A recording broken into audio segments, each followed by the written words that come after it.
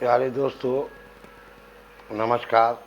मैं Mohammad Farooq Khan, national news time channel Pilibhit bureau chief Mohammad Farooq Khan आपसे रूबरू हूँ। कई बार मैंने आपको बताया और आपको कई बार रिकॉर्ड भी कराया कि मेरे बेटे का साथ में एक्सीडेंट करा था। मेरे बेटे का भैया दूज वाले दिन 6/11/2021 को एक्सीडेंट हो गया था, जिसमें हमने जांच बात में छानबीन करी, जिसमें मोहम्मद हनीफ खां का बेटा मोहम्मद मुनीब खां, सनाब हनीफ खां, मोहल्ला रजागंज, सुल्तान राइस मिल के निकट, वो लोग यहाँ पर ताज शोरूम के नाम से एक शोरूम है, उसके मालिक हैं। बहुत बड़ा शोरूम है, इसे किसी करोड़पति ने बनाया हो, इस टाइप का शोरूम है। और आपको साथ साथ ये पता चले कि इनका हनीफ का भाई का एक छोटा भाई है जिसका नाम है मोहम्मद मियाँ। ये 5-6 भाई हैं। ये अपने भाई को उसको इतना बिगाड़ के चल रहे हैं कि उसको बदमाश बना रहे हैं, एक दाढ़ी वाला बदमाश, गुंडा बना रहे हैं उसको। उसका सबसे यही कि ठेकेदारों के पैसे पी जाना, 420 करते घूमना, क्योंकि वो लकड़ी का फर्नीचर काम करता है। वो 10 ठेकेदार हैं जिसके उसने पैसे नहीं दिए, गरीबों की पैसे पी जाना, उसको वापस नहीं करना, माल छीन लेना, उसको पैसे नहीं देना। ये उसके मेन पॉइंटों में, मेन कामों में उसका काम है। और इधर हमारे मामले में भी वो हमारे गवाहों को, जिन्होंने हमारे एक्सीडेंट में जो गवाही दी थी, जिन्होंने, वो गवाह लोगों को हमको डरा रहा, धमका रहा है अपनी गुंडागर्दी से। कल उसने उनके ऊपर हाकी की दिखाई, कर मारा नहीं, लेकिन हाकी से धमका रहा था, अगर तुमने इनके खिलाफ गवाही दी और ये कर देंगे, वो कर देंगे। ये उनका आपसी में वो लोग धमका फका रहे थे। लेकिन हमने ये बात आप लोग कान खोल के समझ लें कि हमारे धमकाने से हम लोग डरने वाले नहीं हैं। ये आप धमकाना और बंद करिए और हमको जान से मारने की धमकी कम दीजिए। हमारे शहर का कानून भी है, उससे ऊपर बैठे और भी लोग हैं, ऊपर वाला भी है, कम से कम उससे डरिए। ये पैसे वाला तो मैटर आया कि आपके पास जो भी कुछ, और ये भी जो कुछ कट रहा है, जैसे हराम की दौलत जो आपके पास आई है, ये खातून कट रहा, जो वो लिखित में दाल में दे गई, जो वो लेडीज़ थी, आप लोगों ने उसको मार के, उसका कत्ल करके, और वो जो खातून कटरे पे कब्जा कर रखा है, उसको आप तत्काल छोड़ दें। दान करी हुई चीज़ दान में दें, अन्यथा आपके ऊपर मुकदमा चलेगा, कानूनी कार्रवाई होगी। दूसरी बात कि इनका जो छोटा भाई है मोहम्मद मियाँ, वो तरह तरह की खुरापाते करता घूमता है, अपने भाइयों के टुकड़ों पलता है, कोई काम धाम तो करता नहीं है। वो दिन भर इन लोगों की बेगारी करता रहता है और वो खर्चा देते रहते हैं उसको। इसकी गुंडागर्दी जो है आप बंद कराइए। आपको भी हम नसीहत देते हैं, लेकिन बाद में हम आपको फिर खिलाफ कानूनी कार्रवाई भी कराएंगे। ये आपको आखिरी बार समझा रहे हैं और वार्निंग भी दे रहे हैं कि ये सब ढंग बंद कर दीजिए। और हमारे जो बेटे का एक्सीडेंट हुआ, उसमें सबसे बड़े एक हमारा गवाह और भी है, जो इनके परिवार का है। इनके चाचा जो हैं नेताजी, जिनकी फर्नीचर की दुकान सीताराम थोक के विक्रेता है प्लाईवुड के, जो सीताराम मंदिर के बिल्कुल ठीक सामने है, जिला पंचायतों वाली दुकान में, उसमें वो भी गवाह हैं। और वो उन्होंने खुद कई बार इनसे कहा कि बेटा ऐसा करो, इलाज करा दो बच्चे का और बस छोड़ो।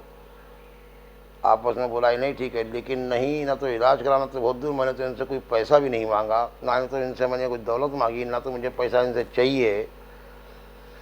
उसके बावजूद भी ये लोग अपने पैसे के घमंड में इतना है कि कोई हमारा कुछ नहीं बिगाड़ सकता, हम जो चाहे वो कर सकते हैं। इसलिए मेरी आप लोगों से दरख्वास्त भी है और एक पर्सनल रिक्वेस्ट भी कि मेरा साथ दें और इन पैसे वालों के जंग के ख़िलाफ़, जिन नए पैसे वाले जो बने हैं इनके ख़िलाफ़ जो है मेरी इस लड़ाई में मेरी मदद करें। कि एक कहने वाले ने खूब कहा है कि जरा से कुदरत ने क्या नवाजा, जरा सा कुदरत ने क्या नवाजा कि आंखें पहले वाले सब में बैठे हैं। यानी सबका मतलब है मस्जिद की जो पहली सब होती है नमाज की, कि जरा सा कुदरत ने क्या नवाजा कि मस्जिद में आकर पहले वाली सब में बैठे हैं। तुम्हारे लहजे से ये पता चलता है कि आप नए पैसे वाले हैं, नए पैसे वाले हैं। क्योंकि इन्हें इतना घमंड हो जाता है कि ये अपने आप को समझते हैं कि हम ही हैं सब कुछ, तो ये सबसे आगे बढ़ना चाहते हैं और ये समझते हैं कि हमारा कानून कुछ नहीं बिगाड़ सकता। तो कानून में तो आपको इतनी ताकत है कि प्रधानमंत्री तक नहीं बच सकता। आप लोग तो क्या कोई कुछ नहीं है। मेरे मामले में इनके एक सगे चाचा जिनका नाम नेताजी है, फर्नीचर वाले हैं, वो उन्होंने खुद उनका बयान ले लीजिए और पूछ लीजिए उनसे। मैं उनकी वीडियो भी दिखाऊंगा आपको कि उन्होंने क्या कहा इस लफ्ज़ में।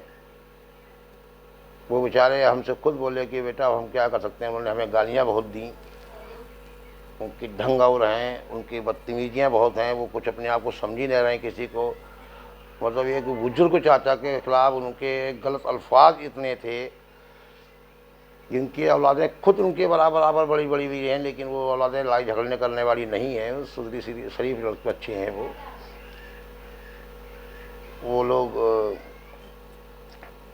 उन लोगों ने कहा इन लोगों से, लेकिन ये लोग पैसे के आगे नाश नहीं सुनते हैं किसी की। बताइए, अपने चाचा की इज्जत भी नहीं करते हैं। जो हमारे बड़े चाचा हैं, जो परिवार में होते हैं, जो मान लो चाचा का मतलब क्या होता है कि बाप के दाखिल ही होता है, लेकिन नहीं, ये लोग इन्होंने उनकी बात भी नहीं मानी।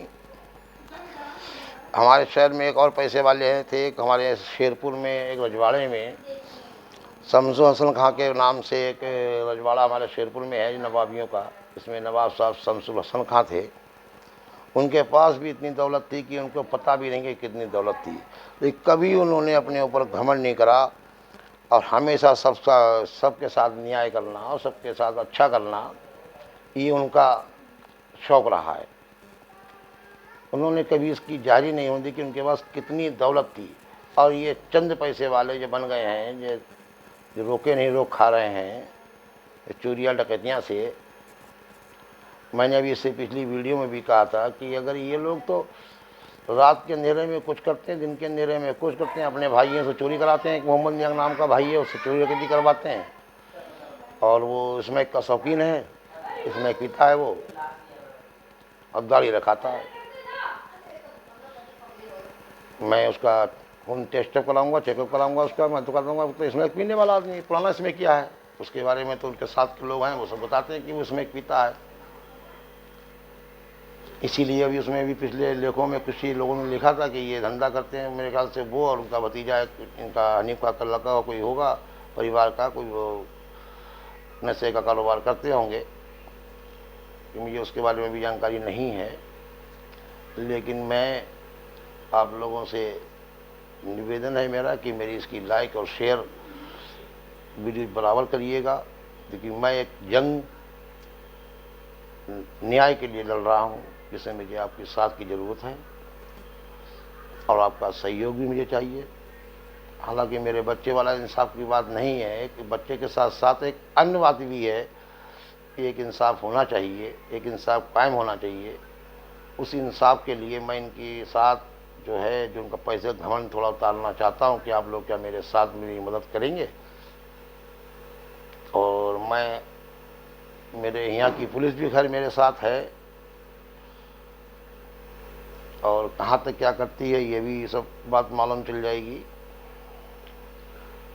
कोई बात तो छुपती है नहीं, वो भी मैं आपसे शेयर करूँगा उस बात को भी।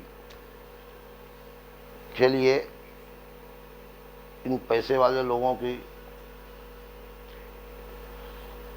नहीं, बड़ा पैसे वाले देखे कभी कोई घमंड नहीं होता, किसी में कुछ नहीं होता है, सब हंसी खुशी रहते हैं। ये चंद भी किसी से ठीक से ना बोलना, किसी गरीब आदमी से बात ना करना इनके शौक में शुमार है।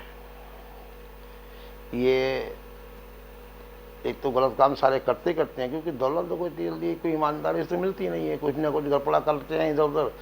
एक हमारे चौराहे पे एक मायाराम नाम के व्यक्ति थे, उसका मोहम्मद मियाँ से उसका मर्डर करवा दिया। उनके पास कम से कम 4-5 दुकानें उनकी फर्नीचर की थी, यहाँ पर उसकी शोरूम था उनका, ये मेज अलमारी और वो सब सामान बेचते थे। उनका मर्डर करा दिया, वो सारी प्रॉपर्टी इन्होंने छीन ली। अब उसमें किन किन लोगों ने इनकी मदद करी, हालांकि ये जेल भी गए, उसमें वो जेल भी गया इनका छोटा भाई, इसमें किया वो चौरसिया में किया है वो। अब दूसरों से कहता कि तुम ये काम करते हो, वो काम करते हैं। इन्हें ना समाज में किसी से डर है, ना किसी से बोलने चालने का ढंग है। ये लोग कैसे कैसे व्यक्ति हैं, इस मामले में आपसे मदद चाहूँगा कि आप मेरी ज़्यादा से ज़्यादा लाइक और शेयर करें, ताकि इनका घमंड जो है कुछ नीचे उतरे। और सबसे पहले मैं अपने शहर के एवं ज़िले के अपने जो इनकम टैक्स विभाग है, मैं उनको भी सूचना देना चाहता हूँ आपके माध्यम से, कि वो इसकी जांच करें कि इनके पास पैसा इतना कहाँ से आया। ये पुराने जमींदार हैं, ये क्या इन्होंने काम करे हैं, कैसे क्या करा है, ये सब जानकारियाँ होनी चाहिए, बिल्कुल होनी चाहिए। क्योंकि यहाँ पर लोग मेहनत करते करते मर जाते हैं, उनके पास पैसा इतना आता नहीं है। इनके पास यार वो खरबों रुपया कहाँ से आ गया। ये सब बातें, मैं भी बहुत सी बातें हैं, कई एक खातून कटरा वाला मसला तो खैर आपको सब मालूम ही, मैंने खोल ही दिया है, वो तो बता चला दिया कि आपको मालूम ही होगा कि खातून कटरे के बारे में, कि वो खातून कटरा जो था उन्होंने उस पर कब्जा कर लिया, जबकि वो दान में दी हुई जगह थी। और एक महिला थी उसकी मालकिन, उसका मर्डर कर दिया, उसमें जेल भी गए ये लोग, लेकिन फिर भी कब्जा उनका आज तक है। करीब 40 दुकानें हैं बाज़ार की, दखा लगा दीजिए इंडिया के बाज़ार में इसकी 40 दुकानें हुई, कितने पैसे की होगी, आधी दुकानों से बेच चुके हैं ये, कुछ ही दुकानें बची हैं। मैं आप लोगों से विनती करता हूँ कि आप इंसाफ के लिए मेरे साथ कंधे से कंधा मिलाकर खड़े हों, ताकि मैं इनकी कुछ धज्जियाँ आप लोगों की मदद से उड़ा सकूं, ऐसे लोगों को नीचे ला सकूं, कुछ घमंड इनका उतार सकूं। आज इन्होंने मेरे बच्चे के साथ ऐसा करा है, कल को किसी और बच्चे के साथ भी कर सकते हैं ऐसा, क्या मालूम करा भी हो, वो तो उनका लफ्जा है कि हमारी दुकान के आगे ऐसे सैकड़ों एक्सीडेंट करते हैं, हम किसी किसी घर पहुँचाएँ। ठीक है, तुम ज़्यादा पैसे वाले हो, घर किसी को नहीं पहुँचाओगे। और फिर एक तरीकी और हम आपको एक नई बात आते हैं, मुझे भी याद आ गई कि हमारे बेटे के साथ जो एक्सीडेंट हुआ वो तो हुआ ही हुआ है, उसके बचाव के इन्होंने नए तरीके निकाल रखे हैं। एक ये वीडियो दिखा रहे हैं जिसमें एक बच्चा उस पर छोटे हाथी पे लटक के आ गया था उधर से, और वो गिरा। मैं इनको साफ तौर से बताना चाहता हूँ कि जो आपने वीडियो हमको दिखाई, मान लीजिए अगर वो हमारा लड़का ही था, हमारी तरफ से अपना लड़का ही मान लेते हैं उसको, चलो हमारा लड़का ही था वो, लेकिन जब वो जो वीडियो आप दिखा रहे हैं उसी वीडियो में वो साफ साफ हमने देखा है, और नज़र भी आया, मैं पब्लिक को भी दिखाऊंगा वीडियो, उसमें साफ साफ दिख रहा है कि बच्चा जैसे ही गिरा वैसे उड़ के भाग गया। ये तो उसके घुट्टुओं में चोट आई है। वो लगा हाँ हमारे बेटे के साथ तो था, ये मानता हूँ मैं, क्योंकि वो हल्की कोई डिसीम आती है उस पर लग गया, ये पैदल था हमारा बच्चा। वो उसके ना तो कहीं चेहरे पे चोट आई, ना कहीं उसके घुट्टुओं में चोट जरा सी रगड़ लगी है जी घिसने वाली। वो भी बता रहा हम डबल पैंट पहने हुए थे, थोड़ा खुरचे उर्चे आई, वो ठीक हो गया। उसकी भी मैंने थाने में बयान करवाए हैं कि वो लड़का उस दिन काय से गिरा, उसके बयान मैंने अलग करवाए हैं। और नहीं एक चीज़, और हमारा बेटा बाहर 10 मिनट इनकी दुकान के सामने पड़ा रहा खून से लथपथ, और उसमें दिख रहा है वीडियो में कि जैसे ही गिरा वो वैसे उड़ के भाग गया। तो कितना ज़मीन आसमान का अंतर हो गया ना बात का, कि कहाँ 10 मिनट पड़ा रहा है, जहाँ वो दिखा रहे हैं कि वो गिर गया भाग गया। अपने बचाव के तरीके में कितना फ़र्क है। मेरे गवाह भी हैं, सभी कुछ मौजूद हैं, ये सब कुछ झूठा बना रहे हैं। कितने पैसे वाले हो गए?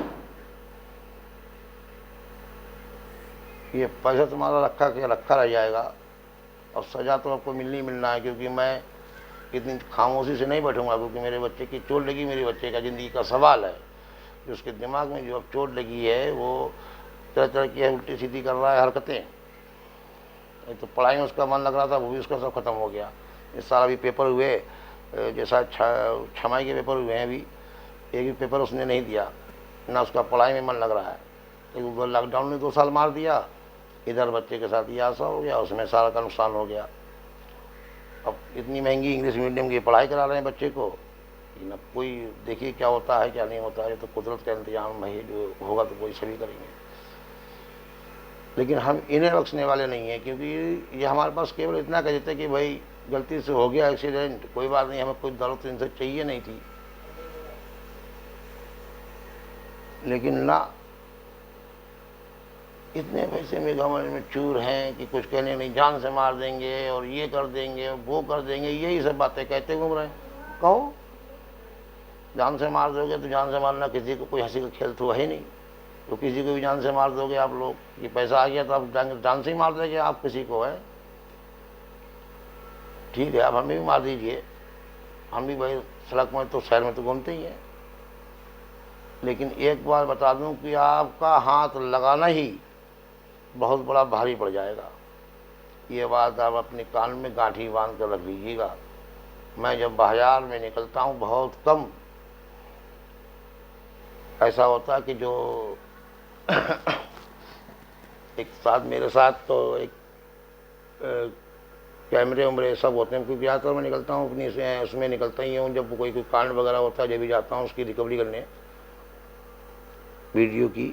और उसमें जो भी वो जो होते हैं ना, हमारे पास स्टूडेंट वगैरह हैं, जो हमारे साथ के पूरा कैमरामैन पूरी टीम जाती है, वो टीम हमारे साथ होती है। तो आपकी भी तुरंत हमला करोगे तो तुरंत फुटेज बन जाएगी, और इतनी उसमें आप लोग तो क्या जो होगे वो तो जाओगे जेल, जो नहीं होगे तो वो भी उनको भी जेल जाना पड़ेगा। क्योंकि ऐसा नहीं कि तुमने कांड कराया किसी से, वो कांड करके चलेगा तो खाली वही जाए ना, जो सच होगा वही होगा। छोड़िए इन बातों को, और मैं कुछ ज़्यादा ना कह के मैं आपसे यही कहता हूँ कि इनको सज़ा दिलाने में मेरी मदद करिए, और ज़्यादा से ज़्यादा लाइक और शेयर करिए। शुक्रिया, धन्यवाद, जय हिंद।